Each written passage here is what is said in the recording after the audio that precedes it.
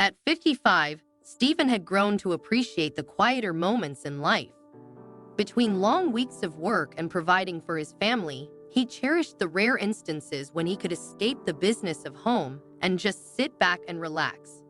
His large family was his pride and joy, but Stephen had a secret he kept from them, a small indulgence he couldn't quite bring himself to reveal.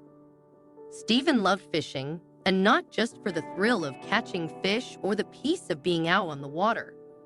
A big part of the reason he cherished these trips was because they offered him solitude, a chance to get away from the chaos of family life. As much as he adored his wife and children, he needed these moments to himself, where he didn't have to be a husband or a father, just a man at peace with his thoughts. And so, he found a secluded fishing spot deep in the Florida forest where he could be alone. It was a small, tranquil lake, complete with an old wooden pier, and it was far enough from civilization that his family had no interest in tagging along.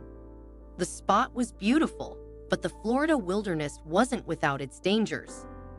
The surrounding swamps teemed with strange insects and wild animals, and sightings of crocodiles had become more frequent in recent months. For most people, the risks of the swamp might have been enough to keep them away, but not Stephen. He prided himself on his experience in the great outdoors and had encountered all sorts of wildlife during his fishing trips. He knew how to avoid crocodiles and other potentially dangerous animals, so he wasn't too concerned. He trusted his instincts and experience to keep him safe. However, Stephen's wife was more cautious. With the recent rise in crocodile sightings in the area, she tried to persuade him to put his fishing trips on hold. She even offered to let him have the living room to himself so he could relax in peace, watch TV, or just enjoy some quiet time. But Stephen had been planning his fishing trip all week and wasn't about to let a few crocodile warnings spoil his plans.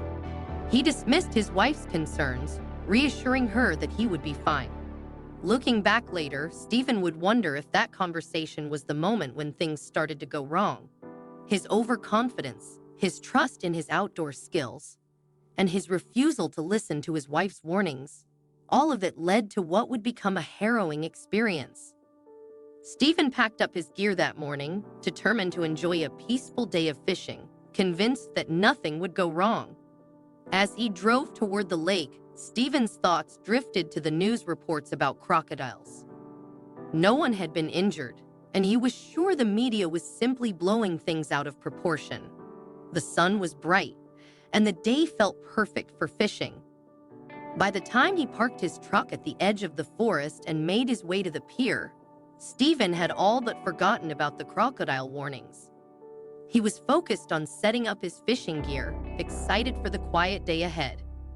Stephen settled into his spot on the pier, the wooden boards creaking slightly beneath him as he cast his line into the water. He loved the way the world fell silent around him when he fished. The only sounds were the gentle lapping of the water and the occasional bird call. Within minutes, he felt a tug on his line. His heart leaped with excitement, and he began reeling in his first catch of the day. A smile spread across his face as he pulled the fish from the water, admiring his luck. It was shaping up to be a perfect day. But as Stephen focused on his catch, he didn't notice the subtle movement in the water behind him. The fish were swarming near the pier, and Stephen, in his joy, didn't realize that they weren't just there for his bait. They were hiding from something much larger. The water churned, and a massive shape broke the surface just behind Stephen. Before he could turn around, the enormous creature lunged out of the water, its jaws snapping onto the edge of the pier. Stephen froze, his heart pounding in his chest. He didn't need to look to know what it was.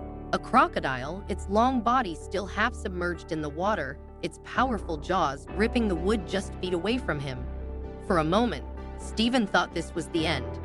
He squeezed his eyes shut, bracing for the inevitable attack. He knew he couldn't outswim the crocodile, and there was no chance of fighting it off.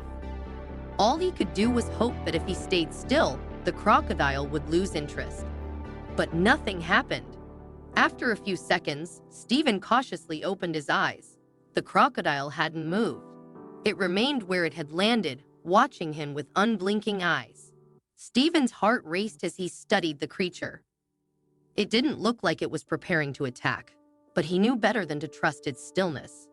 Crocodiles could strike at any moment, and Stephen had no idea what this one wanted.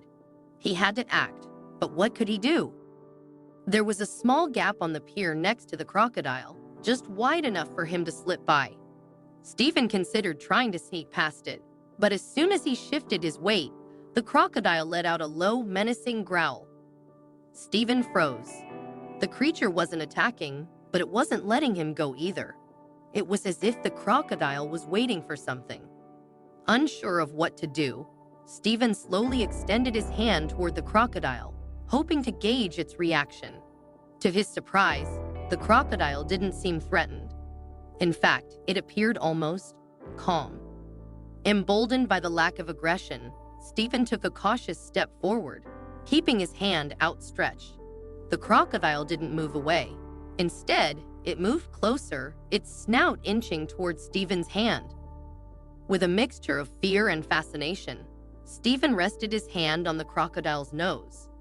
The animal didn't react violently. It seemed content with the contact. Stephen's mind raced. Was this crocodile used to humans? Had it been raised in captivity, or was it simply unafraid? Before Stephen could contemplate further, the crocodile began to turn, slowly moving back toward the shore. It stopped at the end of the pier, glancing back at Stephen as if it was waiting for him to follow. Confused but curious, Stephen took a hesitant step forward. The crocodile resumed its slow trek, leading Stephen toward a patch of vegetation near the shore.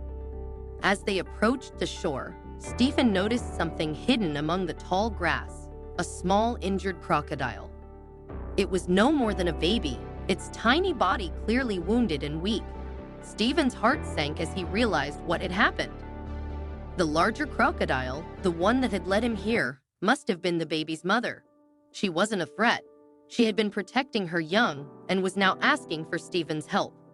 Without hesitation, Stephen scooped up the injured baby crocodile, cradling it gently in his arms. The mother watched closely but made no move to stop him. Stephen hurried back to his truck, carefully placing the baby in the back seat. He knew he had to get it to a vet as soon as possible if there was any chance of saving it. The drive to the vet felt like an eternity, but Stephen kept his focus on the baby crocodile, hoping it would survive the journey. When he finally arrived, the vet rushed to examine the small reptile. Hours passed as the vet worked to treat the baby's injuries, and Stephen waited anxiously for news. Finally, the vet emerged with a tired but hopeful smile. "It was touch and go for a while," she said, "but I think your little friend is going to make it." Relief washed over Stephen. He hadn't expected his quiet fishing trip to turn into a rescue mission, but he was glad he had been there to help. Once the baby crocodile was stable, Stephen made arrangements with the vet to return it to the wild.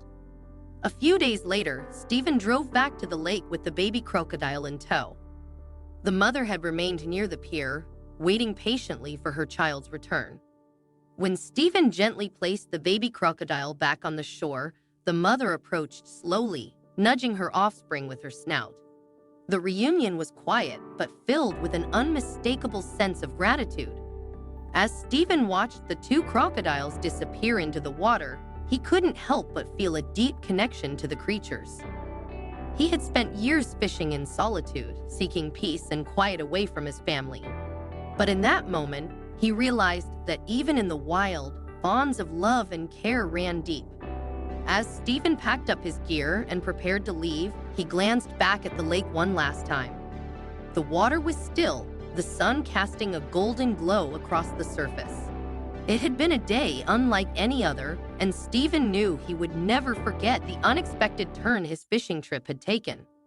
He drove home, grateful for the experience and for the lesson he had learned about trust, compassion, and the unlikely connections that could form in the most surprising of places.